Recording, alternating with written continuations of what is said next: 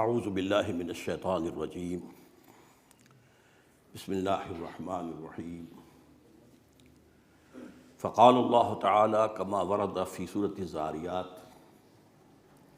ففروا الی اللہ انی لکم منہ نذیر مبین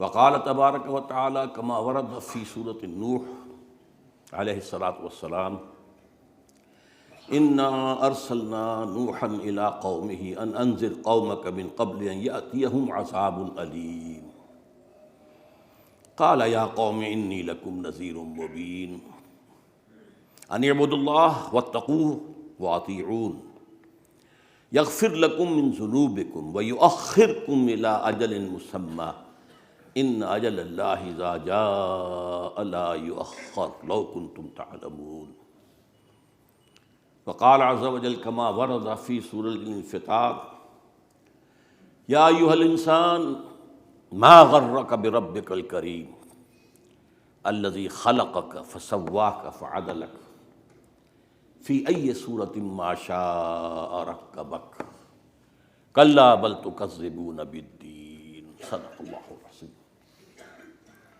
رب اشرح لي صدري ويسر لي أمري واحلل عقدة من لساني يفقهوا قولي اللهم ربنا الہمنا رشدنا واعصمنا من شرور انفسنا اللهم ارنا الحق حقا وارزقنا اتباعه وارنا الباطل باطلا وارزقنا اجتنابه اللهم وفقنا ان نتوب اليك توبة نصوحا اللهم وفقنا ان نتوب اليك توبة نصوحا اللهم وفقنا ان نتوب اليك توبة نصوحا آمین یا رب العالمین۔ میں آغاز کر رہا ہوں لیکن اس تمہید کے ساتھ کہ میں نے اپنے خطاب عید کا جو عنوان اخبار میں دیا تھا وہ تھا وقت دعا ہے، یعنی پاکستان کے حالات اب اس مقام پر پہنچ چکے ہیں کہ جہاں جا کر عام طور پر مریضوں کو ڈاکٹر اور فزیشنز جو ہیں وہ جواب دے دیتے ہیں کہ اب کوئی صورت نظر نہیں آتی، کوئی تدبیر بر نہیں آتی، کوئی امید بر نہیں آتی، کوئی صورت نظر نہیں آتی، تو پھر اب کیا کریں؟ اب تو وقت دعا ہے۔ اے خاصہ نے رسول وقت دعا ہے، امت میں تیری آ کے عجب وقت پڑا ہے۔ تو پاکستان اس صورتحال سے دوچار ہو چکا ہے اور پوری طریقے سے حالات کے گرداب میں پھنس چکا ہے۔ چنانچہ میں نے وہاں پہ مسدس حالی کے بھی 3 اشعار پڑھے کہ یہی حال دنیا میں اس قوم کا ہے، بھنور میں جہاز جس کا آ کر پھنسا ہے، کنارہ ہے دور اور طوفان بپا ہے، گماں ہے یہ ہر دم کہ اب ڈوبتا ہے، نہیں لیتے کروٹ مگر اہل کشتی، پڑے سوتے ہیں بے خبر اہل کشتی۔ پر اس کی جو تفصیل ہے یہاں بارہا میں بیان کر چکا ہوں، صرف چند نکات گنوا دینا چاہتا ہوں۔ سب سے پہلی بات جو میں نے وہاں کہی تھی اب دہرا رہا ہوں، پاکستان اول روز سے غیر مستحکم ہے، کبھی بھی مستحکم نہیں رہا، اس لیے کہ اس کو پیدائشی طور پر دشمنی جو ہے بھارت کی ملی ہے، بھارت نے ایک دن کے لیے بھی اسے ذہناً قبول نہیں کیا۔ ہمیں اپنے بچاؤ کے لیے امریکہ کا سہارا لینا پڑا، جس کے نتیجے میں ہم اس کے گھڑے کی مچھلی بن گئے۔ پھر سارا اتار چڑھاؤ یہی رہا کہ اگر امریکہ مہربان ہے تو ٹھیک ہے، ہمارے گل چھرے بھی ہیں، عیش بھی کر رہے ہیں، اگرچہ وہ مصنوعی قسم کا عیش تھا جو ہم نے کیا ہے، ہم نے کبھی اپنے ٹانگوں پر کھڑے ہو کر اپنی معیشت کو استوار نہیں کیا۔ لیکن یہ جو ایڈ ہوتی ہے یہ ایڈز والے مرض کی طرح ہی ہے، یہ اندر ہی اندر جو ہے کھوکھلا کر دیتی ہے۔ بہرحال جب کبھی امریکہ کو ہماری ضرورت پڑی تو نگاہیں پھیر لی، پھر ہم اپنے حالات سے دوچار ہونے کے لیے رہ گئے، یہ صورتحال جاری رہی ہے۔ لیکن اس کے دوران بھی یہ یاد رکھیے، بہت اہم نقطہ ہے، امریکہ اگرچہ پاکستان کی دوستی کا دم بھرتا رہا، ہتھیار دیتا رہا، یہ دیتا رہا، گندم دیتا رہا اور ہاتھ ملا کے اس کے اوپر نشان آیا کرتے تھے، گھی کے ڈبے دیتا وغیرہ وغیرہ، لیکن یہ کہ اس نے مستقل طور پر جو اس کی ایک لانگ ٹرم پلاننگ تھی اس کے اعتبار سے بھارت کی پیمپرنگ جاری رکھی ہے، اس کے ساتھ دوستی کی کوشش، اس کے ساتھ بہتر سے بہتر مراحل، اس کو جو ہے تعلقات 1962 میں امریکہ نے بچایا اور بھارت پر ہمیں جو ہے حملہ کرنے سے روکا، ورنہ وہ بہترین وقت تھا مسئلہ کشمیر کو حل کرنے کا۔ بھارت پھنسا ہوا تھا، اس کی گردن جو ہے چینیوں کی شکنجے میں آئی ہوئی تھی اس کا، اور وہ چیخیں مار رہا تھا، اور اس وقت بڑی آسانی کے ساتھ جسے واک تھرو کہتے ہیں، وہ اس طرح کا معاملہ امریکہ نے روکا اور اس کو بچایا وغیرہ۔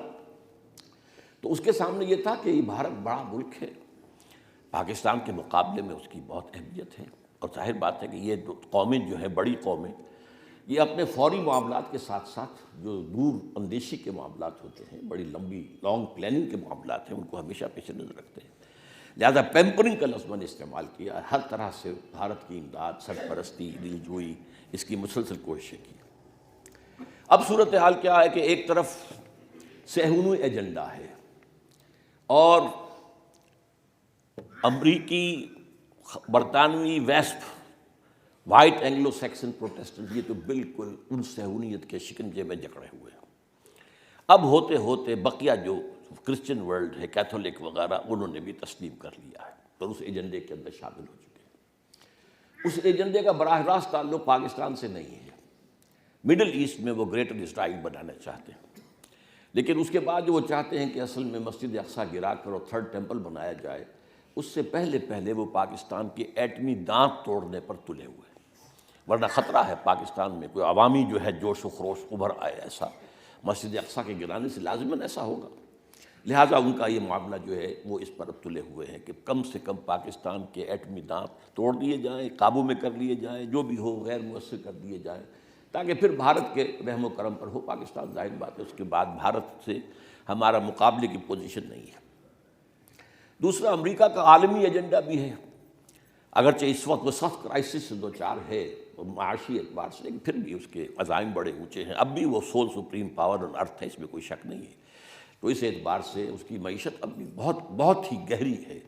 اس پہلو سے وہ جو 21 سینچری میں سپریمیسی جو ہے وہ جاری رکھنا چاہتے ہیں۔ پچھلی صدی کے وسط سے سپریمیسی شروع ہوئی تھی امریکہ کی، اور اب وہ چاہتے ہیں کہ 21 سینچری بھی اسی طریقے سے رہے۔ اس میں اگرچہ ان کا مقابلہ جس کے لیے اب وہ تیاری کر رہے ہیں وہ روس اور چین کا ہے، اور خاص طور پر چین، کنٹینمنٹ آف چائنا پالیسی، یہ ان کے سامنے ہے۔ اور دوسرے یہ کہ جو عضو ضعیف ہے اس وقت دنیا کا، عالم اسلام، اس پر تو اپنے گہرے پنجے گاڑ کر ان کے تمام جتنے بھی جو ذرائع ہیں، جو بھی ان کے اسباب ہیں، وسائل ہیں، ذرائع ہیں، ان کی دولت ہے، منرل ہے، آئل ہے، اس کو قبضہ کر لیا جائے۔ اس لیے کہ ان کے اندر تو ظاہر بات ہے سوائے پاکستان کے کسی کے اندر کوئی بھی اس کو مقابلے میں آنے کی کسی کی حیثیت نہیں ہے۔ تیسری طرف بھارت ہے جو پاکستان کا ازلی دشمن ہے، اور اب امریکہ کا اصل منظور نظر وہی ہے، اور اس کے لیے چانس آف دی 21 سینچری ہے جو اس وقت آ گیا ہے۔ اب یہ میں نے چند بڑی باتیں ہیں کہ جو میں نے بڑی تفصیل سے پہلے بیان کی ہیں، آج صرف حوالہ دیا ہے۔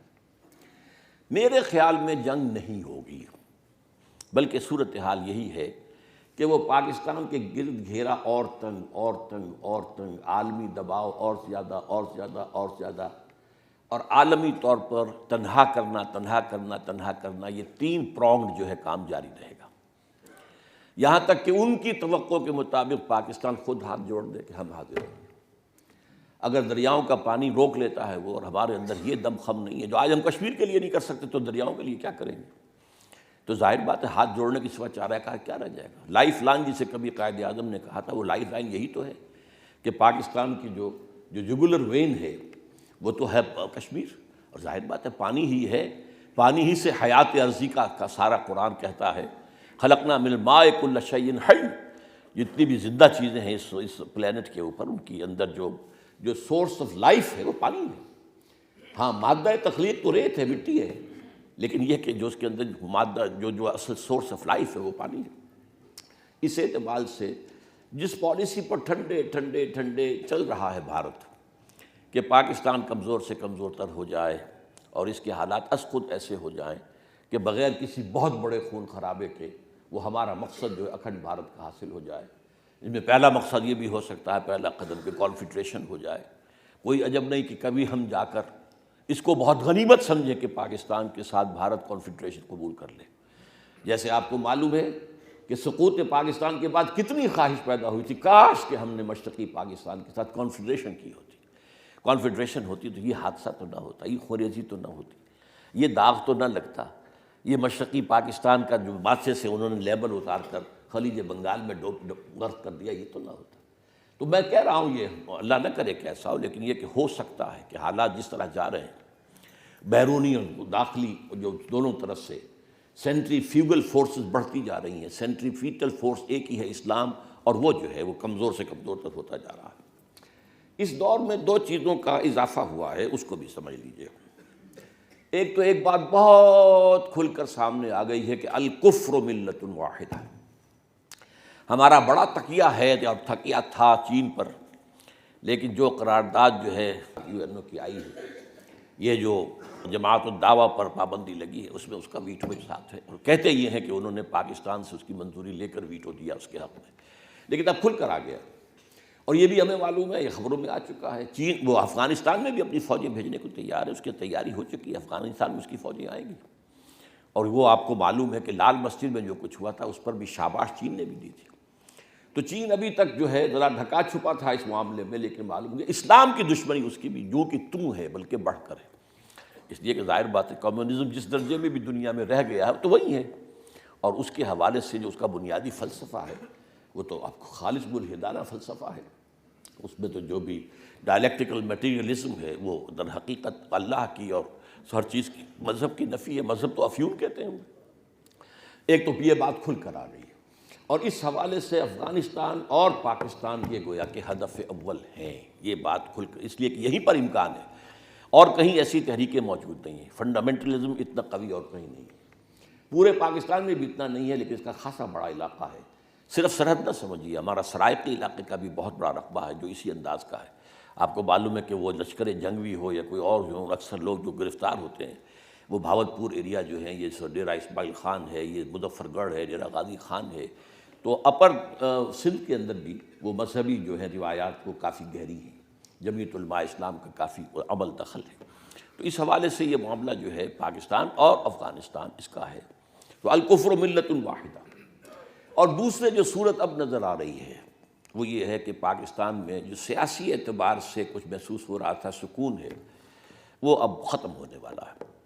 اب محاذ آرائی کی وہ فضا دوبارہ پیدا ہونے والی ہے جو 90s کے اندر ہوئی تھی، جبکہ 2 مرتبہ حکومت بنی تھی نواز شریف کی اور 2 مرتبہ بے نظیر کی. اور ان میں جو کھینچا تانی، جو رسہ کشی، جو مخالفتیں، بدترین قسم کی محاذ آرائی، بدترین قسم کے جو ہیں اس میں اقدامات جو کیے گئے تھے، اندیشہ یہ ہے کہ اب وہ فوج پیدا ہونے والا ہے. بلکہ پیدا ہو چکا ہوتا اگر یہ ایکسٹرنل ایلیمنٹ جو ہے ممبئی کا جو بھی ایک ہوا ہے حادثہ، اگر وہ نہ ہوتا تو اب تک ہو چکا ہوتا، وہ کھل کر آ چکا ہوتا. اس لیے کہ ایک حد ہوتی ہے جس حد تک کوئی انسان جا سکتا ہے. تو نواز شریف صاحب بھی دبتے دبتے دبتے دبتے دبتے ایک آخری حد تک پہنچ گئے، دیوار سے لٹکا دیے گئے ہیں. اور بہرحال ان کی کچھ نہ کچھ طاقت پنجاب میں تو ہے، اس میں کوئی شک نہیں ہے. تو اس لیے اس سے بہرحال یہ اگر ہوگا تو یہ اور پاکستان کے لیے گویا کہ امپلوژن جو ہے اندر سے دھماکے کے لیے اور اندرونی طور پر فضا کے خراب ہونے کے لیے، جس سے کہ پھر جواز پیدا ہو جائے کہ کوئی نیٹو فورسز اور کوئی بھارتی فورسز داخل ہو جائے، اس کے امکانات اب زیادہ ہیں. اب آئیے جو میرا آج کا اصل کا موضوع ہے، ففروا الی اللہ. بات وہی ہے جو عید کے خطاب میں تھی، وقت دعا ہے. اور دعا کے لیے کیا ہے؟ دوڑو اللہ کی طرف. انی لکم منہ نذیر مبین. دیکھو میں تمہاری طرف ہوں، اللہ کی طرف سے بھیجا ہوا ایک خبردار کرنے والا کہ عذاب آیا کھڑا ہے، سر پر تنا ہوا ہے، باز آ جاؤ، ہوش میں آ جاؤ. اب اللہ کی طرف چل کے جانا نہیں، دوڑ کر جاؤ. جیسے کہ آتا ہے حدیث قدسی کے اندر کہ میرا بندہ میری طرف چل کر آتا ہے تو میں دوڑ کر آتا ہوں، میرا بندہ میری طرف بارش بھر آتا ہے تو میں ہاتھ بھر آتا ہوں.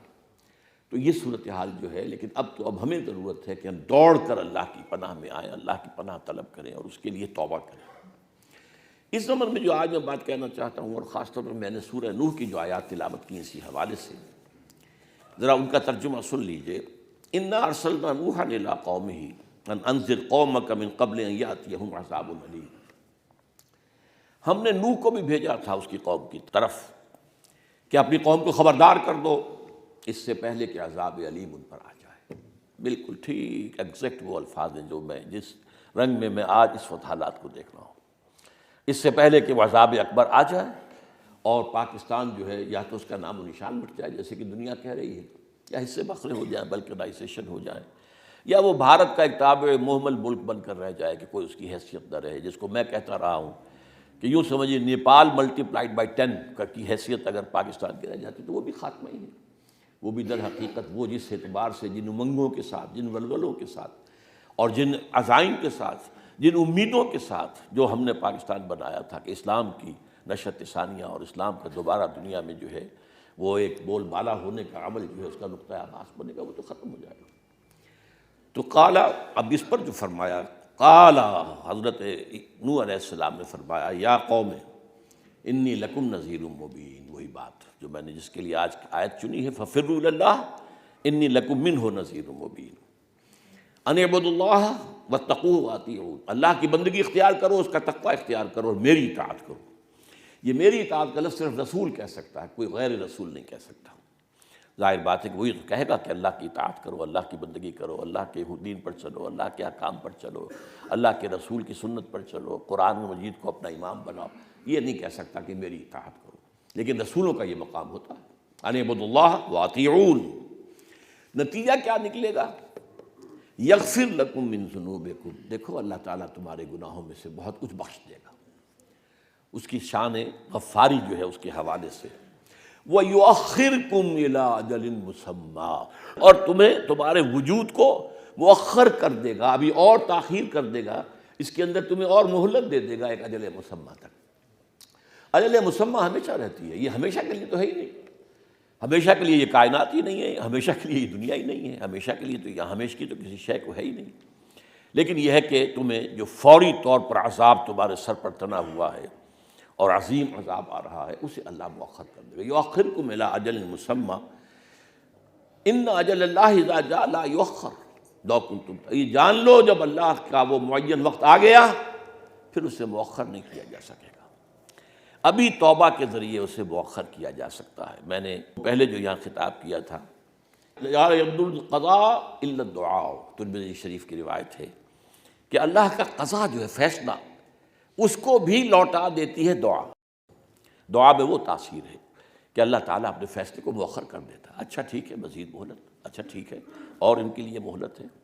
تو حالانکہ جیسا کہ قوم یونس کے ساتھ معاملہ ہم نے کئی دفعہ بیان کیا ہے، عذاب الہی کے آثار شروع ہو چکے تھے، لیکن پوری قوم نے توبہ کی، وہ روتے ہوئے چلاتے ہوئے اور توبہ کرتے ہوئے باہر نکل آئے، اللہ تعالیٰ نے ان کو مزید جو ہے مہلت دے دی اور عذاب کے آثار شروع ہونے کے بعد اس عذاب کو ان کے سروں پر سے ٹال دیا۔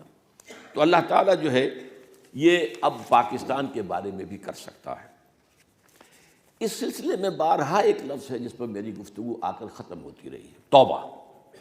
توبہ کرو اللہ کی طرف، توبوا الی اللہ توبۃ نصوحا، لوگوں لپلٹو اور لوٹو اللہ کی جانب بالکل خلوص کے ساتھ، دھوکے والی نہیں توبہ۔ حرام خوری بھی جاری رکھنی ہے اور توبہ کی تسبیح بھی کرنی ہے، حرام کاروبار بھی جاری رکھنا ہے، سودی کاروبار بھی جاری رکھنا ہے، غلط کاروبار بھی جاری رکھنا ہے، اور حج پہ حج کرنے ہیں اور عمروں پر عمرے کے یہ دھوکے بازی اللہ کی، یخادعون اللہ، یہ اللہ کو دھوکہ دے رہے ہیں، والذین آمنوا وما یخدعون الا انفسهم وما یشعرون، یہ دھوکہ دے رہے ہیں اللہ کو اور اہل ایمان کو، حالانکہ یہ نہیں دھوکہ دے رہے مگر صرف اپنے آپ کو دھوکے میں ڈال رہے ہیں۔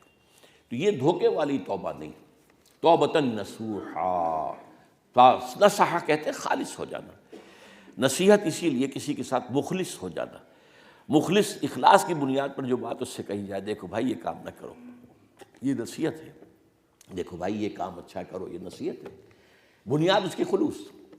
تو نصحہ جو ہے اس کے معنی خالص ہو جانا۔ تو یا ایھا الذین آمنوا توبوا الی اللہ توبۃ نصوحا، لیکن اس کے لیے کیا لازم ہے؟ ایک فرد کا معاملہ ہو تو انفرادی توبہ کافی ہے، اور واقعہ یہ ہے کہ افراد کا معاملہ جو ہے وہ اس دنیا میں طے نہیں ہوا کرتا، اس کا آخری فیصلہ قیامت میں ہونا ہے۔ کلہم آتی ہے یوم القیامت فردا، وہاں ہر شخص کو انڈیویجولی پیش ہونا ہے، اپنا نامہ اعمال لے کر سامنے پیش ہونا ہے ہر شخص۔ وہاں قومی سطح پر نہیں ہے معاملہ، بلکہ یہ ہے کہ وہاں ایک انفرادی سطح پر، کلہم آتی ہے یوم القیامت فردا۔ لیکن یہ کہ دنیا کا معاملہ یہ ہے، افراد کے ساتھ بھی اللہ کا معاملہ چلتا رہتا ہے۔ افراد کے ساتھ یہ بھی ہوتا ہے کہ کبھی اللہ تعالیٰ کسی کے گناہوں کو بخشنے کے لیے اسے دنیا میں کسی تکلیف سے مبتلا کر دیتا ہے اور اسے کفارہ بنا دیتا ہے، اگر وہ اس میں تکلیف میں صبر کرے، اللہ کی طرف رجوع کرے تو اس کے گناہ کا کفارہ بنا دیتا ہے۔ کبھی کسی کو کوئی تکلیف اس لیے بھی دیتا ہے کہ یہ ٹھوکر کھائے تو ہوش میں آ جائے، اس لیے بھی دے دیتا ہے، جس کو ہم کہتے ہیں منبہات، تنبیہ کرنے والی چیزیں، جگانے والی چیزیں، ہوش میں لانے والی چیزیں، تاکہ آدمی مدہوش ہو ذرا تو وہ ہوش میں آ جائے۔ لیکن یہ کہ آخری حساب کتاب جو ہے اور آخری فیصلہ جو ہے افراد کا، وہ قیامت کے دن ہونا ہے۔ دنیا کا معاملہ جو ہے ذرا اس کے برعکس ہے، قوموں کے فیصلے یہاں ہوتے ہیں۔ اگرچہ اس اعتبار سے نوٹ کر لیجئے کہ میری جو کتاب ہے سابقہ اور موجودہ امتوں کا ماضی، حال اور مستقبل، میری بڑی اہم کتاب ہے، اس میں نے تفصیل سے بیان کیا اللہ کا قانونی عذاب کیا ہے، انفرادی سطح پر کیا ہے، اجتماعی سطح پر کیا ہے، پھر ہلکا عذاب کیا ہے، بڑا عذاب کیا ہے، وَلَنُذِيقَنَّهُم مِّنَ الْعَذَابِ الْأَدْنَىٰ دُونَ الْعَذَابِ الْأَكْبَرِ لَعَلَّهُمْ يَرْجِعُونَ۔ ہم انہیں چھوٹے عذاب کا مزہ چکھائیں گے اس بڑے عذاب کے آنے سے پہلے، شاید کہ یہ جاگ جائیں، شاید کہ ہوش میں آ جائیں۔ یہ اللہ تعالیٰ جو ہے اجتماعی سطح پر بھی، جیسے میں نے افراد کے بارے میں کہا کہ افراد کے بارے میں بھی کبھی اسے جگانے کے لیے بھی کوئی تھوڑا سا ٹھوکا لگا دیا جاتا ہے، ہوش میں آؤ، اسی طرح قوموں کو جگانے کے لیے بھی اللہ تعالیٰ چھوٹے عذاب بھیجتا ہے تاکہ ہوش میں آ جائیں اگر آ سکتے ہو۔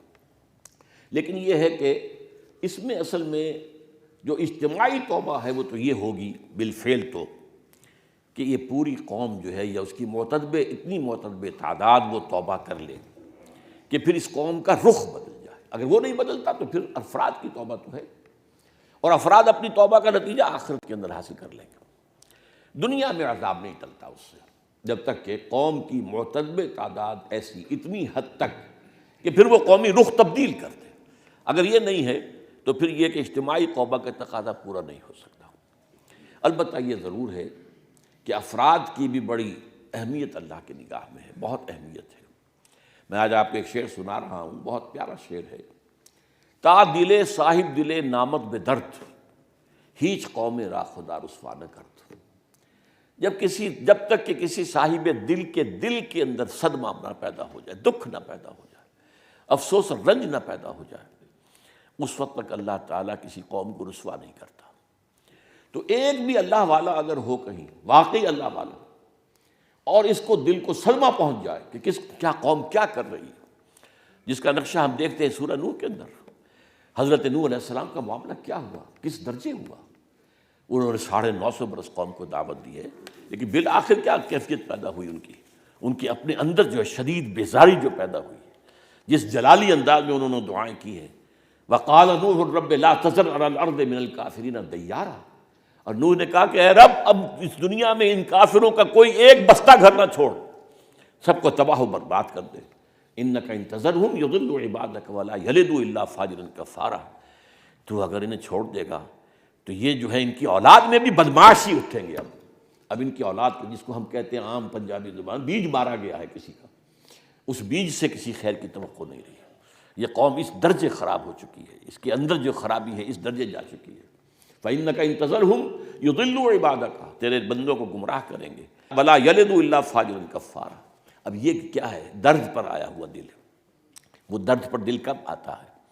جبکہ اس نے اپنی ہمہ کوشش کر لی ہو، ہمہ جہد کوشش کر لی ہو، دن رات ایک کر دیے ہوں، اب قوم کو جگانے کے لیے، قوم کو ہوش میں لانے کے لیے، قوم کو صحیح راستے پر لانے کے لیے اپنے دن اور رات کی توانائیاں لگائی ہوں، اپنے اوقات صرف کیے ہوں، اور پھر جب محسوس کرے کہ قوم جو ہے کہ سننے کو تیار ہی نہیں ہے، تو پھر وہ درد پیدا ہوتا ہے۔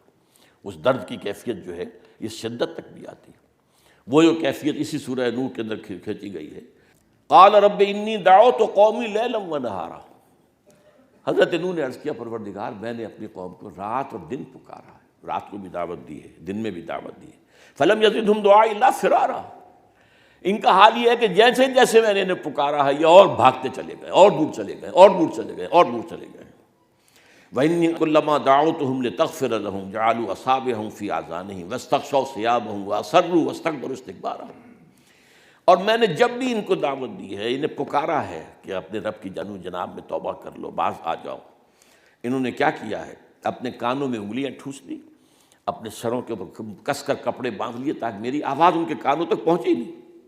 لیکن یہ ہے کہ بہرحال استغشوا ثیابہم واسروا، اور اصرار کیا، یہ سواد والا اصرار، اڑ گئے اپنے طرز عمل کے اوپر، واستکبروا استکبارا، اور انہوں نے استکبار کی روش اختیار کی حد امکانی حد تک۔ ثم انی دعوتہم جہارا۔ نقشہ دیکھیے ذرا، اے پروردگار پھر میں نے انہیں بلند آواز سے بھی پکارا، ثم انی اعلنت لہم واسررت لہم اسرارا، پھر میں نے برملا اعلانیہ بھی انہیں پکارا ہے اور خفیہ خفیہ جا کر ایک ایک کو بھی سمجھانے کی کوشش کی۔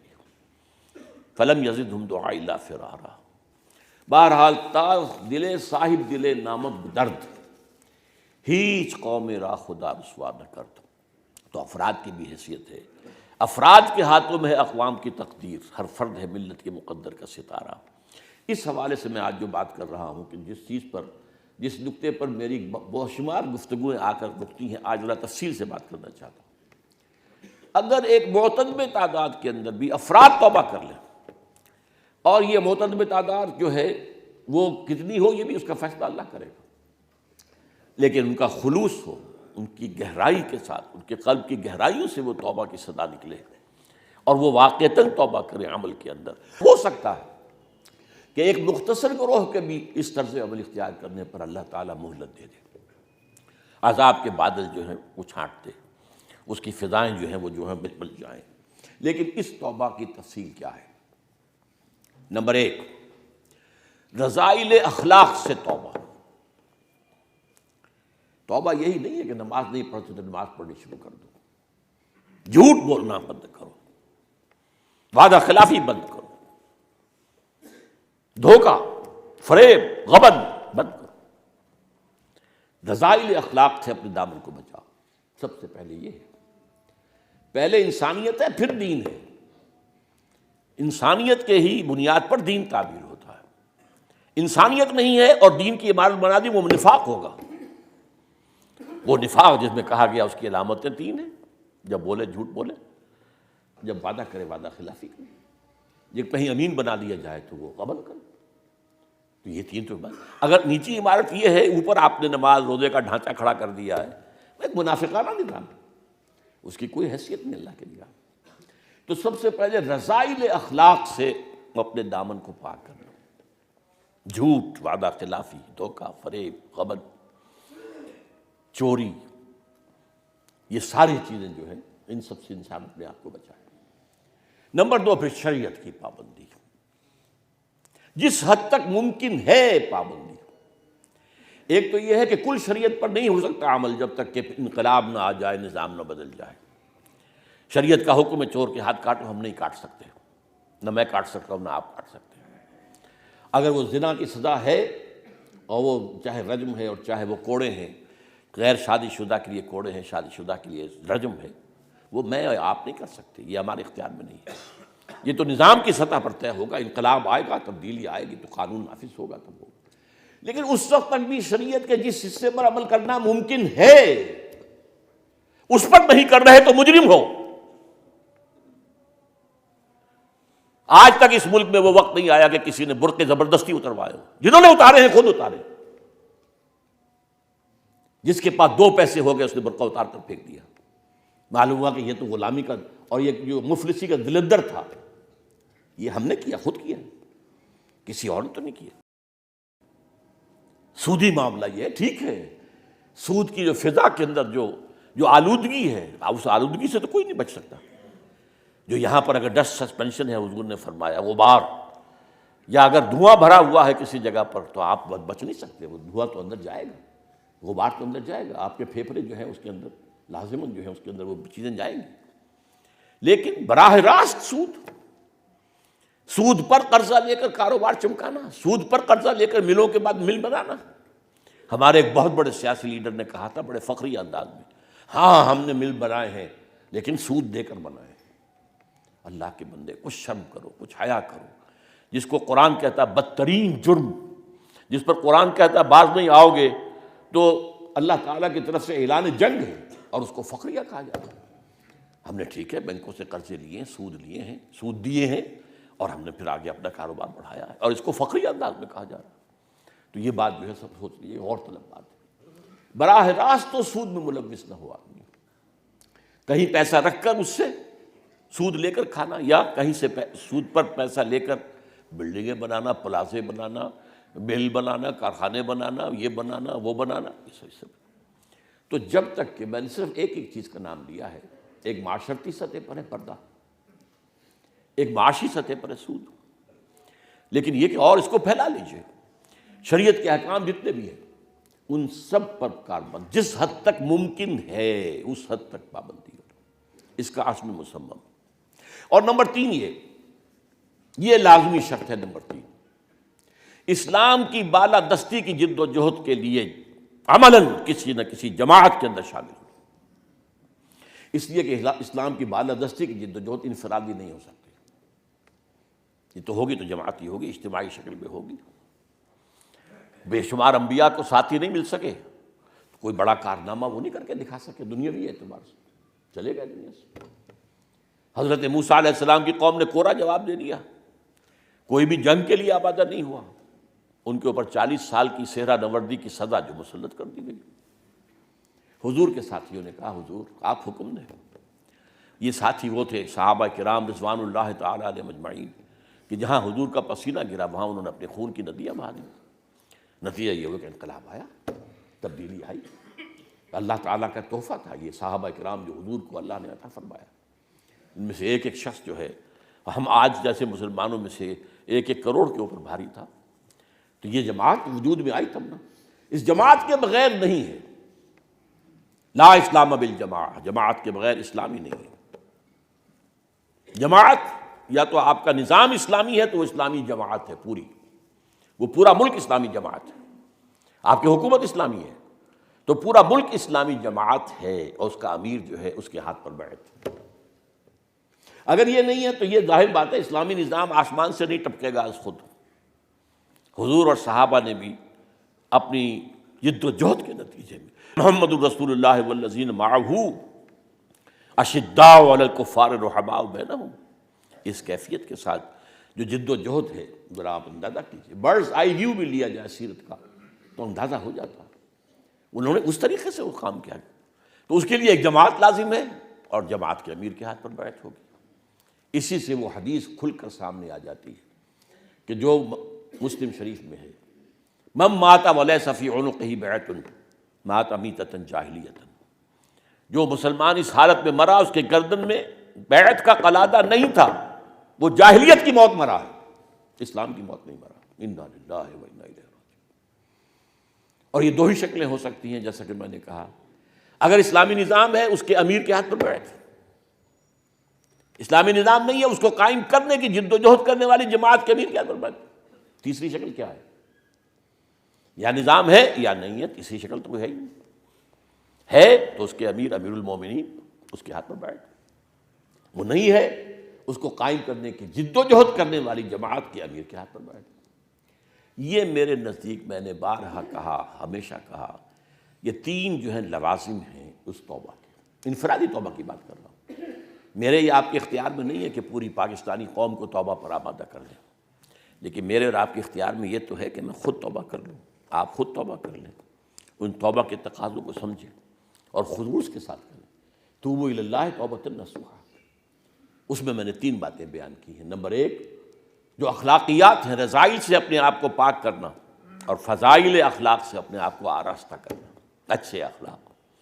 خلق حسن، پوچھا گیا وہ سب سے بہتر ایمان والا کون ہے؟ حضور نے فرمایا خلق حسن، جس کے اخلاق اچھے ہیں۔ اگر وہ اچھے اخلاق پیدا نہیں ہوتا تو اس ایمان کا فائدہ کیا ہوا؟ وہ ایمان جو ہے وہ تو در حقیقت انسانی شخصیت کو باغ و بہار بنا دینے والی شے ہے، اگر حقیقت میں ہو۔ شریعت کی پوری پابندی جتنی بھی ممکن ہے۔ اور نمبر 3 تاکہ مکمل پابندی ہو سکے، مکمل نظام قائم کیا جائے، اس کے لیے جد و جہد کی جائے، اس کے لیے تن من دھن لگایا جائے، تو اس کے لیے ایک کسی نہ کسی جماعت میں شامل ہونا۔ اس کے بعد سے میں آج ایک اگلا قدم اٹھا رہا ہوں۔ دیکھیے ہمیشہ میں آ کر بات یہاں روک دیتا ہوں کہ دیکھو بھائی، جماعت پھر اب تلاش کرنا آپ کا کام، جو پہلے یہ 3 مراحل کا طے کر لیں، اب جماعت کون سی ہو تلاش کرنا آپ کا کام۔ لیکن آج میں آپ کے سامنے اس بات کو کھول کر رکھ رہا ہوں کہ جماعت کیسی ہونی چاہیے، تاکہ اگر آپ کے دل میں واقعی جذبہ پیدا ہو جائے، اللہ کرے کہ پیدا ہو جائے، اللہ کرے کوئی ایک شخص بھی اس مجمع میں ایسا نہ رہے کہ جو اس سے جو ہے محروم رہ جائے، تو ہو وہ سوچے وہ جماعت کیسی، کہاں سے تلاش کریں۔ بے شمار جماعتیں ہیں، ہم کہتے بھی ہیں لوگ ہمارے سامنے آ کر کیا کریں، تو میں ان سے ہمیشہ کیا کہتا ہوں، دیکھو بھائی تمہارے پاؤں کو پیروں کو ضرورت ہے جوتے کی، تو تم یہ نہیں کہتے کہ پتہ نہیں جوتا اچھا کہاں سے ملتا ہے، میں کوئی پتہ نہیں سینکڑوں دکانیں ہیں، تو آپ بیٹھے نہیں رہتے، ننگے پاؤں تو نہیں چلتے، جوتا تو خریدنا ہے۔ ایک زمانہ وہ بھی تھا نا جب کہ چمڑے جو ہوتے تھے چمڑے ہی کے سول بھی ہو، اب تو سول سنتھیٹک وغیرہ یہ وہ، ان میں کیا گتا کیسے لگائیں گے، وہ گتا لگ نہیں سکتا، ورنہ پہلے کیا ہوتا تھا، بڑا خوبصورت سول ہے اندر گتا ہے، چند دن کے اندر اندر صاف، وہ تو سول صاحب علیحدہ پڑے ہوئے، جوتا علیحدہ پڑا، تو پتہ نہیں کہاں سے ملتا۔ میں نے کہا آپ جاتے ہیں 10 دکانیں دیکھتے ہیں، قیمتوں کا بھی موازنہ کرتے ہیں، امکانی حد تک توڑ مروڑ کر دیکھتے ہیں اس کو کہ اندر کیا ہے، پھر آپ خریدتے، مجبوری ہے۔ آپ کوشش کریں، جد و جہد کریں، ریسرچ کریں، آپ کی یہ ریسرچ بھی جہاد فی سبیل اللہ کے حکم میں ہوگی۔ اگر اس کی نیت یہ ہے کہ مجھے وہ جماعت چاہیے جس کے ساتھ مل کر میں اپنے اس دینی فرض کو ادا کر سکوں، اقامت دین کی جد و جہد، تو اگر یہ کام اس کے لیے آپ کر رہے ہیں تو یہ بھی جہاد کا حصہ ہے، اس میں جو وقت صرف ہو رہا ہے، لیکن یہ کہ وہ واقعی ہے کہ وہ پوری طریقے سے سنجیدگی کے ساتھ in the real earnest, in the right earnest جد و جہد ہونی چاہیے، یہ نہیں کہ بس اس کو لیئرلی لے لیا ہے، بس بڑی ہلکے انداز میں سوچ رہے ہیں جی، ابھی سوچ رہے ہیں، یہ بھی سوچ رہے ہیں، سوچتے سوچتے ہی زندگی ختم ہو جائے گی۔ لیکن اس کو ایک پروجیکٹ سمجھ کر کے I have to decide this way اور that way, I have to have a جماعت۔ ہو سکتا ہے کہ آپ کو کوئی جماعت کسی وقت جو ہے آپ غلطی سے کسی جماعت میں شامل، کوئی حرج نہیں، اپنے کان کھلے رکھیں، آنکھیں کھلے رکھیں، دماغ کے کمپیوٹر کو کام کرنے دیں، سوچتے رہیں، نظر ثانی کرتے رہیں۔ آج کی کوئی جماعت جو ہے وہ نبی کی جماعت نہیں ہے کہ جس کو چھوڑنے کا مطلب کفر ہے۔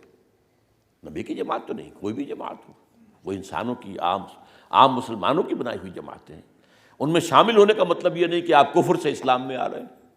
نبی کی جماعت میں جو آتا تھا وہ کفر سے اسلام میں آتا تھا، اگر نکل گیا خدا نہ خواستہ تو وہ اسلام سے کفر میں چلا گیا، جیسے ام حبیبہ رضی اللہ تعالیٰ عنہ کے شوہر جو ہے وہ جا کر حبشہ کے اندر مرتد ہو گیا تھا، عیسائی ہو گیا تھا، شراب کا بہت متوالا تھا، وہ شراب عام طور پہ ملتی نہیں تھی، جو بھی شکل ہوگی اس کے اندر وہ پھر عیسائی بن گیا، اسی لیے پھر وہ بیوہ ہو گئی حضرت ام حبیبہ، اور پھر حضور نے پیغام بھیجا ہے، یہ ابو سفیان کی بیٹی ہے، عرب کے ایک بہت بڑے سردار کی، قریش کی بیٹی ہے، اور پھر نجاشی رحمۃ اللہ علیہ نے نکاح پڑھایا ہے اور مہر اپنے پاس سے دیا، بار مرتد بھی ہوا تھا۔ ایک مثال تو ہے کہ حضور کے زمانے میں بھی ایک شخص مرتد ہوا، مرتد ہو سکتا، لیکن یہاں کی جماعت جو ہے اس میں شامل ہونے کا مطلب یہ نہیں ہے کہ آپ اسلام سے جو ہے کفر سے نکل کر اسلام میں آ رہے، نہیں، ٹھیک ہے غفلت سے نکل گئے ہیں، آنکھیں کھل گئی ہیں، اب تک فرائض واضح نہیں تھے، اب تک ذمہ داریوں کا پوری طریقے سے احساس نہیں تھا، یہ ہے آپ اندر آ گئے، آپ غور کرتے رہیں، سوچتے رہیں، دیکھتے رہیں، چلیں تو آنکھیں کھول کر چلیں۔ قل ھذہ سبیلی ادعو الی اللہ علی بصیرۃ انا ومن اتبعنی، اے نبی کہہ دیجئے یہ میرا راستہ ہے، میں اللہ کی طرف پکار رہا ہوں، بلا رہا ہوں، لیکن میں الٹپ نہیں بلا رہا ہوں، میں جو ہے اندھیرے میں ٹامک ٹوئیاں نہیں مار رہا ہوں، نہ میں نہ میرے ساتھی، وہ بھی جو میرا اتباع کر رہے ہیں آنکھیں کھول کر چل رہے ہیں، وہ دیکھ کر چل رہے ہیں، بصیرت کے ساتھ چل رہے ہیں۔ تو اس اعتبار سے اگر یہ کہ آدمی کو فیصلہ کرے پھر کسی اور جماعت کو تلاش کرے، اگر بہتر تلاش مل جائے، جماعت مل جائے، ہے جستجو کے خوب سے ہے، خوب تر کہاں، لیکن کوئی دن زندگی میں بغیر جماعت کے نہ آئے۔ اس کو یوں سمجھ لیجیے کہ جب تک آپ جماعت کی تلاش میں ہیں تو گویا کہ آپ تیمم کی حالت میں، وضو ابھی نہیں کیا ہے، لیکن جماعت بن گئی، آپ شامل ہو گئے، آپ کا وضو ہو گیا، آپ جماعت میں نماز پڑھ۔ اس حوالے سے وہ بھی تیمم جو ہے ارادہ کرنا، تیمم کے مراد کیا ہے؟ ارادہ کرنا، گویا کہ ارادہ ہے کہ جماعت کو میں تلاش کر لوں اور پھر اس میں شامل ہو جاؤں، تو وہ بھی ایک طرح سے قائم مقام ہے، اس وقت آپ گویا کہ ایک فرد کی حیثیت سے بھی ایک جماعت میں ہیں بالفعل، اس لیے کہ آپ کی جد و جہد اس کے لیے ہو رہی ہے کہ اپنے لیے جماعت تلاش کریں، اس کے لیے محنت کریں، اس کے لیے ریسرچ کریں۔ اب میں آپ کو بتاتا ہوں کہ اس کے لیے 4 صفات لازمی ہے، آج کھل کر بات کرنا چاہ رہا ہوں۔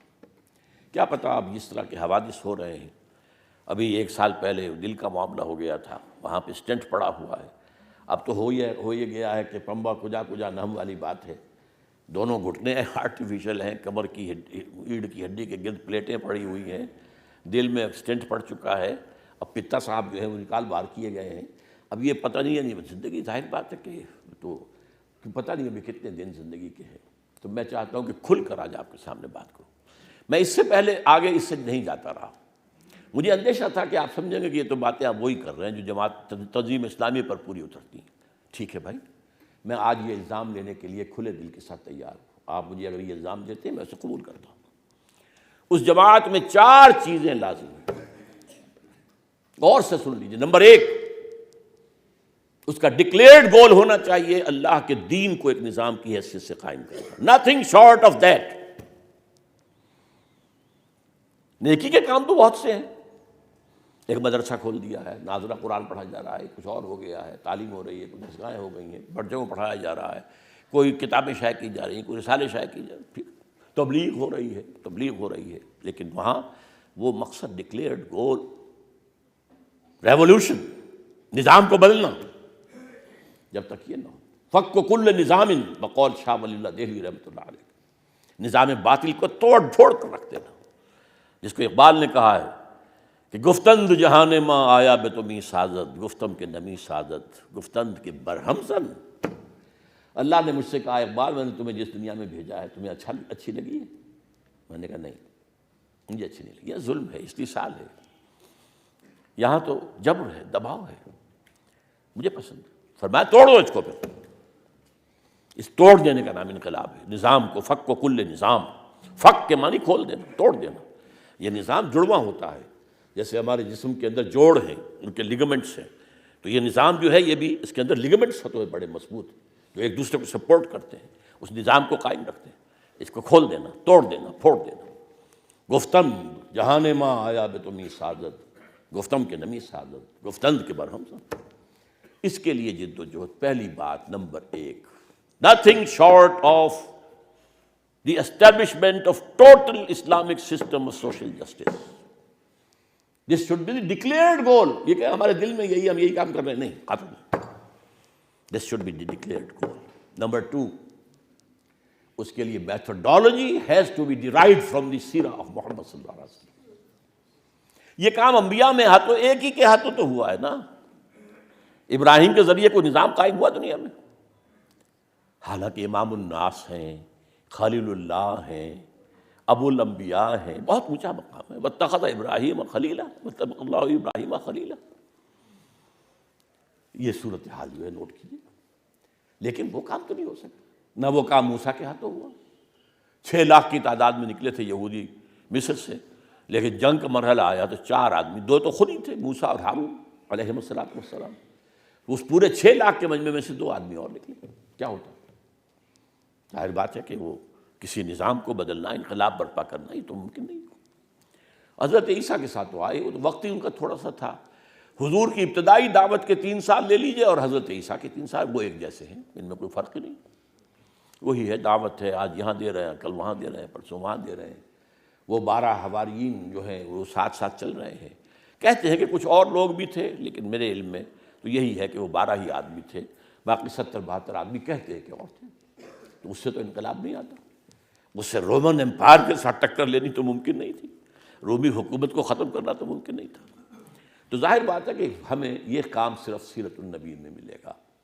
وہ مینول ہے، مینول آف اسلامک ریولوشن، سیرہ آف محمد صلی اللہ علیہ وسلم۔ قرآن بھی مینول ہے، لیکن قرآن مینول ہے ایک اور اعتبار سے، یہ ترتیب زمانی کے ساتھ جمع نہیں ہوا ہے، اس لیے سیرت کے مراحل سامنے نہیں آتے کھل کر، جبکہ سیرت النبی کے اندر اسی طرح حدیث کا معاملہ ہے، وہ فقہی ابواب میں مرتب ہے۔ یہ کتاب الصلاۃ شروع ہو گئی، کتاب الزکوٰۃ آ گئی، کتاب المیاہ سے بات شروع ہوئی، پانی کون سا پاک ہے کون سا نہ پاک ہے، وغیرہ وغیرہ وغیرہ۔ لہذا وہ جو پروسیس ہے وہ کیا تھا، وہ پروسیس آف ریولوشن، اس کا جو ہے یہ معاملہ صرف سیرت النبی سے صلی اللہ علیہ وسلم۔ اب اس میں یہ ہو سکتا ہے کہ میرے اور آپ کے درمیان اختلاف ہو جائے سیرت سے استنباط کرتے ہوئے، میں سے یہ نتیجہ نکال رہا ہوں، آپ کو دیکھیں ٹھیک ہے، ایک بات ایگریڈ اپون ہونی چاہیے کہ ہے سیرت، دی سورس از سیرت، کہ جاست، جس کو بھی لانا دلیل یہیں سے لانی۔ یہ دوسری بات ہو گئی۔ تیسری بات، اس کا ڈسپلن ہونا چاہیے، فوج والا ڈسپلن، لسن اینڈ اوبے۔ یہ نہیں کہ کوئی بات اچھی لگی تو مان لی، نہیں اچھی لگی تو چھوڑ دی، ختم کر دی، نہیں، ڈھیلم ڈھال، کبھی کوئی اجتماع ہے تو آ گئے، کوئی جی نہیں چاہتا ہے، ذرا سی طبیعت میں کسل بھی ہے اگر تو نہیں گئے، یہ نہیں۔ اس سے پھر نظام نہیں اکھیڑا جا سکتا۔ نظام کو بدلنا، ظاہر بات ہے نظام کو سپورٹ کرنے والی، نظام کو سپورٹ کر کے اور مستحکم کرنے والی، اسٹیٹس کو برقرار رکھنے والی فوجیں ہیں، ہوائی جہاز ہیں، ایئر فورس ہے۔ اس کے لیے تو طاقت تو وہ چاہیے کہ جو پھر منظم ہو، ڈسپلنڈ ہو، سمع و طاعت، listen and obey. There's not to reason why, there's but to do and die. Charge of the large brigade مجھے بڑی عمدہ پسند ہے، بہت عمدہ نظم تھی، میٹرک میں پڑھی تھی، بہت عمدہ نظم ہے کہ ایک جنگ کے موقع پر لائٹ بریگیڈ، ان کا ایک بریگیڈ تھا، سوار شہ سواروں پر مشتمل تھا، اور ان کے 600 افراد تھے، اس میں 600 گھڑ سوار. اب میدان جنگ یہ ہے کہ ادھر ان کی یہ صفیں بندی ہوئی ہیں، سامنے سے بھی کیننز ہیں، توپیں ہیں جو آگ اگل رہی ہیں، دائیں سے بھی توپیں لگی آ رہی، آگ اگل رہی ہیں، بائیں سے بھی. Cannons to right of them, cannons to left of them, cannons in front of them, volleyed and thundered. اب وہ والیز آ رہی ہیں بمس کی، بم کے گولے جو آ رہے ہیں، پھٹ رہے ہیں، آگ. اور اس کے اندر حکم دیتا ہے چارج دا لائٹ بریگیڈ، کرو حملہ. تو سب نے سوچا someone has blundered، کسی نے بہت بڑی غلطی کی ہے، کسی نے جو بھی ہائر اپ سے، جو بھی ہائرارکی میں اوپر ہے، someone has blundered. لیکن there's not to reason why. فوجی کا یہ کام نہیں ہوتا کہ وہ سوال کرے کیوں نہیں. there's but to do or die. ان کا تو ایک ہی کام ہے، کام وہ کرے یا جان دے، بس، nothing third. آرمی اس کو کہتے ہیں آرمی ڈسپلن. تو آخری الفاظ بڑے پیارے ہیں. so into the valley of death rode the 600. 600 کے 600 جو ہیں وہ موت کی وادی میں اتر گئے. تو اس طرح کا ڈسپلن جب تک نہ ہو تو وہ جماعت نہیں ہے، وہ تو پھر ہجوم ہے. ہجوم سے کام نہیں بنتا. وہ جو علامہ اقبال نے کہا عید آزادہ شکوے ہو ملک و دین، اور عید محکومہ ہجوم مومنی. ہجوم تو ہوتا ہے لیکن وہ جماعت نہیں ہے. سوئے قطار می کشم ناقہ بے زمام را، نغمہ کو جا و من کو جا، ساز سخن بہانہ است. کہاں کی شاعری، کہاں کا نغمہ، میں کوئی شاعر نہیں ہوں.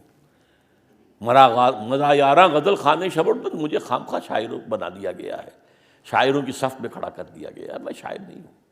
نغمہ کو جا من کو جا، ساز سخن بہانہ است. سوئے قطار می کشم ناقہ بے زمام را. یہ جو اونٹنیوں نے اپنی زمامیں توڑ دی ہیں اور کوئی ادھر بکھر گئی، کوئی ادھر بکھر، ورنہ ایک اونٹنیوں کی قطار چلتی ہے اور ایک کی دم کے ساتھ دوسرے کی جو ہے وہ اگلی جو ہے وہ رسی بندھی ہوئی ہے دوسری. لیکن یہ کہ انہوں نے سب وہ توڑ دی، ناقہ بے زمام ہو گئی. تو اب وہ کوئی ادھر ہے، کوئی ادھر ہے، کوئی ادھر بھاگ گئی، کوئی ادھر بھاگ گئی، اس کو میں جمع کر رہا ہوں. بہرحال تیسری بات یہ ہے کہ اس کا ڈسپلن ہونا چاہیے. چوتھی بات کیا ہے؟ اس جماعت کی قیادت کے قریب جا کر دیکھیے کہ خلوص کی خوشبو آتی ہے یا نہیں. اب یہ میں کہتا یہ الفاظ اس لیے ہوں کہ اس کا کوئی یقین تو کسی کے پاس ہو نہیں سکتا، کسی کے دل میں اتر کر آپ نہیں دیکھ سکتے. لیکن جیسے کہتے ہیں سکس سینس ہوتی ہے انسان کے اندر، ایک چھٹی حس بھی ہوتی ہے، ایسے ہی میں اس کو اسمیل کہہ رہا ہوں کہ اگر خلوص ہے تو اس کی خوشبو آئے گی، اور اگر دھندا ہے، کاروبار ہے، نام عنوان دین کا ہے، اندر جو ہے وہ دنیا ہے، اگر یہ ہے تو اس کی بھی بدبو آ جائے گی. آپ کی اپنی فطرت سلیم ہونی چاہیے. آپ کو نزلہ زکام نہ ہو تو ظاہر بات ہے کہ پھر آپ سونگھ لیں گے کہ خلوص کی خوشبو آ رہی ہے یا نہیں. یہ چار چیزیں اگر پوری ہو جائیں کسی بھی درجے میں تو اس جماعت میں شامل ہونا فرض. With all the emphasis at my command, I am saying it. It's obligatory. It's فرض. یہ کوئی اضافی نیکی نہیں ہے، یہ کوئی نافلۃ اللق والا معاملہ نہیں ہے، یہ عین فرض عین. یہ چار چیزیں پوری ہو جائیں تو یہ فرض عین. البتہ اس سے آگے میں بات عرض کر دوں. ظاہر بات ہے کہ یہ بات پوری کر کے کسی جماعت میں آ جانے کے بعد اب وہ جماعت کے سب لوگ ایک سطح کے نہیں ہوں گے کبھی بھی. وہ ہر شخص کے حالات مختلف ہیں، عمر کے اعتبار سے کوئی کسی سٹیج پر ہے، کوئی کسی سٹیج پر ہے. بوڑھا بھی ہے، اگر قبر کے کنارے بیٹھا تب بھی شامل ہو جماعت کے اندر. جیسے فرمایا گیا ہے کہ اگر قیامت کا سور پھونک دیا جائے اور تم کہیں کوئی جو ہے پودا لگا رہے تو پودا لگاؤ. اسی طرح یہ اس سے کوئی ایج جو ہے وہ ایگزمپٹ نہیں ہے. لیکن ہاں ٹھیک ہے، حالات ہیں، کوئی بہت توانا ہے، کوئی کمزور ہے، کسی کا ظاہر بات ہے لیول آف کانشیسنس بھی اتنا نہیں ہو سکتا، ایمان کی گہرائی کے درجہ بھی سب کے برابر تو نہیں ہو سکتے، تو فرق رہے گا. لیکن اپنے اپنے ذاتی حالات، اپنی اپنی جو بھی کیفیات ہیں، ان کی سطح پر آدمی جد و جہد کرتا ہے. ڈسپلن کا پابند ہے۔ اس کی میں مثال آپ کو دیتا ہوں، بہت پیاری مثال ہے۔ نماز فرض ہے، آپ نے نماز ایک جو بھی سارے تقاضے ہیں پورے کر دیے، لیکن کیا خشوع و خضوع سب کو برابر حاصل ہوا؟ رکوع و سجود تو حاصل ہو گیا، نماز فقہی طور پر تو ادا ہو گئی، ایک فرض کا بوجھ تو آپ کے سر سے اتر گیا۔ البتہ یہ کہ جس میں آپ جیسے کہتے ہیں جتنا گڑ ڈالیں گے اتنا میٹھا ہوگا، جتنی آپ کی کمٹمنٹ زیادہ گہری ہوتی جائے گی، آپ مزید اپنی دنیا سے اس کو سکیڑ کر، اپنی دنیا کو سکیڑ کر اپنے آپ کو وڈرا کریں گے، نکالیں گے، فری کریں گے، اپنے آپ کو آزاد کرنا، اپنے اوقات کو آزاد کرنا، تفریغ اوقات جو تبلیغی بھائی کہا کرتے ہیں، اپنے اوقات کو فارغ کرنا، یہ جتنا یہ یہ ہوگا انڈیویجول معاملہ۔ لیکن ایک ظاہر بات ہوتا ہے کہ ایک پیریڈ ہوتی ہے، اس پیریڈ کے مختلف تقاضے، اس میں ہر شخص کو پورا اترنا ہوگا، اس کے جو جماعتی نظم کے تقاضے وہ پورے کرنے ہوں گے۔ البتہ اس کے اندر رہتے ہوئے ظاہر بات ہے کہ اس کے اندر جو ان پٹ آپ کا ہے، جتنی بھی آپ محنت کرتے ہیں، جتنا بھی اس کے اندر گڑ آپ ڈالیں گے، اتنی ہی اس کے اندر مٹھاس زیادہ ہوگی، اتنا ہی اللہ تعالیٰ کے ہاں درجات جو ہیں وہ آپ کے بلند سے بلند تر ہوں گے۔ لہٰذا یہ نہ سمجھا جائے کہ اب تو ہم بوڑھے ہیں، اب کیا کریں، یا یہ کہ اب تو میرے اندر تو توانائی نہیں، میں بیمار ہوں، کوئی بات نہیں، آپ بیمار ہیں، اب میں 2 جمعوں تک میں حاضر نہیں ہو سکا ہوں، ٹھیک ہے، وہ ایک عذر ہے۔ اگر میں عام مساجد نماز میں بھی نہیں آ سکا، میں لیٹ کر بھی پڑھتا رہا ہوں، بیٹھ کر بھی پڑھی ہے، وضو نہیں کر سکا تیمم سے پڑھی ہے۔ اس سے پہلے جب کمر کا آپریشن ہوا تھا تو کتنے دن جو ہے چارپائی ہی کے اوپر میں نے پڑھی تھی تیمم کے ساتھ نماز۔ تو یہ چیز، لیکن یہ کہ پڑھو، نماز پڑھنی ہے وہ ہر حال میں، انفروا خفافا و ثقالا، چاہے بوجھل ہو چاہے ہلکے ہو، اور اس کے دونوں معنی ہیں، ساز و سامان ہے یا نہیں ہے، نکلو۔ ایک ہلکا آدمی اس کے پاس سامان نہیں ہے، ایک ساز و سامان ہے، اور ایک معنی یہ ہے چاہے دل جو ہے خوشی کے ساتھ، بڑی مسرت کے ساتھ آگے بڑھنے کے لیے آمادہ کر رہا ہے، اور چاہے ذرا دل بوجھل ہے، کچھ ابھی وہ کچھ گھسیٹ رہا ہے، جس کو کہتے ہیں کہ عقل ہے محو تماشائے لبِ بام، ابھی بے خطر کود پڑا آتش نمرود میں عشق، لیکن ہر حال میں نکلو ضرور۔ حکم جو ہے انفروا خفافا وثقالا وجاہدوا باموالکم وانفسکم فی سبیل اللہ، تو یہ جماعت کے اندر شامل ہو کر ظاہر بات ہے کہ اس کے اندر مقام، اس کے اندر جو ہے فرق اور جو ہے رہے گا امتیاز، وہ اللہ تعالیٰ کے ہاں اونچے درجے ہیں۔ اس پر کئی دفعہ میں گفتگو کر چکا ہوں، آخر انبیاء، صدیقین، شہداء، صالحین، یہ درجہ بندی کیوں کی گئی؟ والسابقون الاولون من المہاجرین والانصار والذین اتبعوہم بإحسان، یہ درجہ بندی کیوں کی گئی؟ تو یہ سارا، اور ایسے بھی لوگ ہیں وآخرون خلطوا عملا صالحا وآخر سیئا، ایسے بھی ہیں جن کی زندگیوں میں نیکی بدی کو رلی ملی چلتی رہتی ہے۔ بہرحال ہر شخص جو ہے وہ اپنی مقام، اپنی سطح، اپنی ان پٹ، اپنی صلاحیت کے مطابق جد و جہد کرے، لیکن پھر کان کھول کر سن لیجئے۔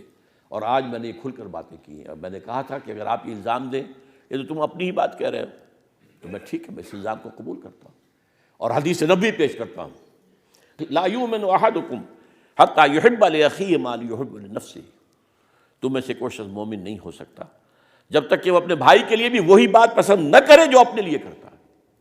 تو میں نے جو کچھ اپنے لیے پسند کیا ہے، میری زندگی کھلی کتاب ہے، آپ نوٹ کر لیجیے۔ میں 30 برس سے رہ رہا ہوں یہ قرآن اکیڈمی کے کوارٹر کے اندر، میرا جو معیار زندگی ہے وہ جا کے دیکھ لیجیے۔ 1954 میں MBBS کیا تھا کبھی میں نے، جبکہ MBBS جو ہے وہ بڑی شے سمجھی جاتی تھی، اب تو خیر MBBS کی کوئی حیثیت نہیں رہی جب تک کہ کوئی اور فردر کوالیفیکیشن نہ ہو۔ بہرحال میں نے دنیا میں کچھ نہیں بنایا ہے، اپنا حساب کم و بیش بھی لکھ کر شائع کر دیا ہے، اس کی پوری تفصیل دے دی ہے، اس لیے کہ قرآن مجید میں 6 جگہ آتا ہے کہ جو بھی داعی الحق ہو اس کا کام یہ ہے کہ وہ کہتا ہے وما اسألکم علیہ من اجر ان اجری الا علی رب العالمین، میں تم سے اپنی اس محنت پر، اس دعوت پر، اس جد و جہد پر، اس سعی و جہد کے اوپر میں تم سے کوئی محنتانہ طلب نہیں کر رہا ہوں، کوئی اجرت نہیں مانگ رہا ہوں، میری اجرت اللہ کے ذمہ ہے، میرا اجر اللہ کے ذمہ ہے۔ بہرحال میں نے جس کام میں اپنی زندگی لگائی ہے میں اسی کی طرف آپ کو دعوت دے رہا ہوں، اور میں آج کھل کر آپ کو دعوت دے رہا ہوں تنظیم اسلامی میں شامل ہوں، اور اس لیے کہ میرے نزدیک کوئی اور جماعت نہیں، اگر ہوتی تو میں جماعت تنظیم بناتا ہی نہ۔ جماعت بنانا کوئی آسان کام ہے، دانتوں پسینہ آتا ہے، یہ کوئی جانوروں کا غلہ تو نہیں ہوتا، بھیڑوں بکریوں کا غلہ ہے، 100 ہے 200 ہے لے کر چل رہے ہیں آپ، ایک لاٹھی ہاتھ میں لی ہوئی ہے سب ٹھیک۔ انسانوں کو جوڑنا، ہر ایک کا ذہن کا سانچہ علیحدہ ہے، مزاج کا سانچہ علیحدہ ہے، پرائرٹیز علیحدہ ہے، ذہنی سطح علیحدہ ہے، فکری سطح علیحدہ ہے، لیول آف کانشسنس علیحدہ ہے، ایجوکیشن علیحدہ ہے، علیحدہ علیحدہ علیحدہ علیحدہ علیحدہ۔ اس بھانمتی کے کنبے کو جوڑنا کوئی آسان کام نہیں، مشکل ترین کام ہے جماعت بنانا۔ بہرحال میں نے جو بھی ہو سکا، جب تک میں ایک جماعت کے ساتھ جو ہے انشراح صدر کے ساتھ تھا، جماعت اسلامی کے ساتھ تھا، جب مجھے غلط کا احساس ہوا کہ غلط وقت پر آ گئی ہے، اتمام حجت کر 250 صفحے کا مقالہ لکھ کر کہ یہ آپ نے غلط ٹرن لے لیا ہے، آپ اب وہ نہیں ہیں جو پہلے تھے۔ 41 to 51 جماعت اسلامی کچھ اور تھی، after 51 it is something else. پہلے وہ اصولی اسلامی انقلابی جماعت تھی، اب وہ ایک اسلام پسند قومی سیاسی جماعت بن گئی ہے۔ اس حوالے سے میرا وہ کتاب موجود ہے، تحریک جماعت اسلامی تحقیقی مطالعہ۔ بہرحال جب تک صحیح اس کو سمجھا اس کے ساتھ تھا، اس کے بعد یہ کہ اپنی جماعت بنائی ہے۔ تو آپ اس پر غور کریں، اور خاص طور پر مجھ سے کچھ وضاحت مطلوب ہو، آپ اپنے ریسرچ کے ضمن میں کوئی سوالات کرنا چاہیں، چاہے خالص میری پرائیویٹ زندگی سے متعلق سوالات کرنا چاہیں، آپ وہ کریں ضرور۔ وہ جو میں نے کہا تھا کہ اس کی قیادت کے قریب جا کر جو ہے سونگھے، وہ خاص طور پہ کیوں کہا تھا؟ پیچھے چلنے والوں میں ہر طرح کے لوگ ہوتے ہیں، ہر سطح کے لوگ ہوتے ہیں، سب برابر تو نہیں ہوتے۔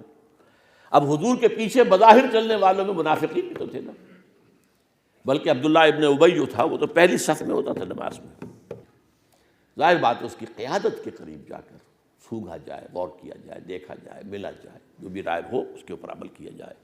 اللہ تعالیٰ آپ کو اس کے لیے ہمت عطا فرمائے، اور میں امید کرتا ہوں کہ میری یہ صدا جو ہے یہ صدا بصیرہ ثابت نہیں ہوگی، بلکہ کم اس مجمع میں تو کاش کہ میری آج کی گفتگو جو ہے ایسے حضرات کے لیے یہ ایک جو ہے ثابت ہو جائے کہ اللہ تعالیٰ ان کو ہمت دے اور وہ اپنا ریسرچ عمل کم سے کم شروع کر دیں۔